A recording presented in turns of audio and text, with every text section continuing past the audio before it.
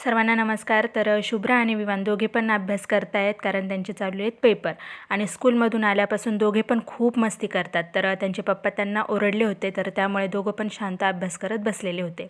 तर इकडे माझी स्वयंपाकाची तयारी चालू होती. तर संध्याकाळच्या जेवणाशी काय बनवावं हा विचार चाललेलाच होता. तर खूप दिवस झाले मसाल्याचं वांगं बनवलेलं नव्हतं मी.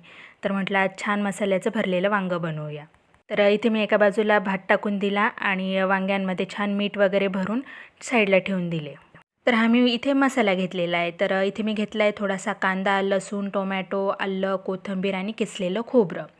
तर हे सर्व छान भाजून घ्यायचं आहे तव्यावर आपल्याला आणि खूप जाळायचं पण नाही आहे, असं लालसर होईपर्यंत छान भाजून घ्यायचं आहे. तर खोबरं पण खरपूस भाजून घ्यायचं आहे. तर आमच्या घरामध्ये वांग्याची जी भाजी आहे ती विवानला खूप आवडते आणि संध्याकाळच्या जेवणामध्ये ना पूर्ण स्वयंपाक व्यवस्थितच बनवती, कारण सकाळी कसं आहे ना एक भाजीपोळी बनवली की मुलांचे यांच्या टिफिन वगैरे सर्व जातो, मग राहते मी एकटी. तर मी काही एवढं बनवत नाही बसत असं पूर्ण स्वयंपाक, म्हणजे भात सकाळी नसतो आमचा.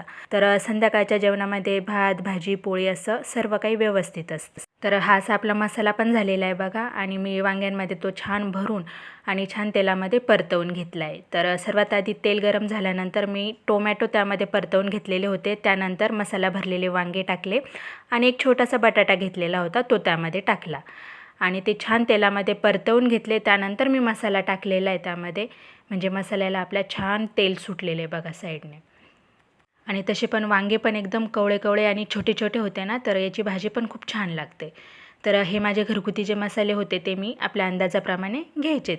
तर इकडे माझा भात पण झालेला आहे आणि तो पण छान परतवला गेला आहे बघा, छान तेल सुटलेलं आहे. तर इथे मी कढीपत्ता विसरून गेलेली होती, तर तो मी वरतून टाकला, कारण मला कढीपत्त्याची जी चव असते ती खूप आवडते आणि भाजीमध्ये छानच दिसतो.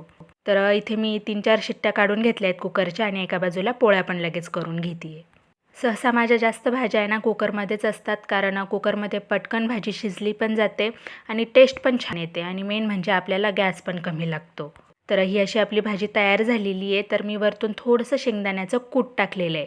तर वांग्याची भाजी खाताना आहे ना ते शेंगदाण्याचे दाणे असे दाताखाली आले ना की छान लागते भाजी अजूनच. तर मस्त अशी तर्रीदार आपली वांग्याची भाजी तयार झालेली आहे आणि खूप टेस्टी पण झाली होती. तुम्ही पण एकदा नक्की ट्राय करून बघा.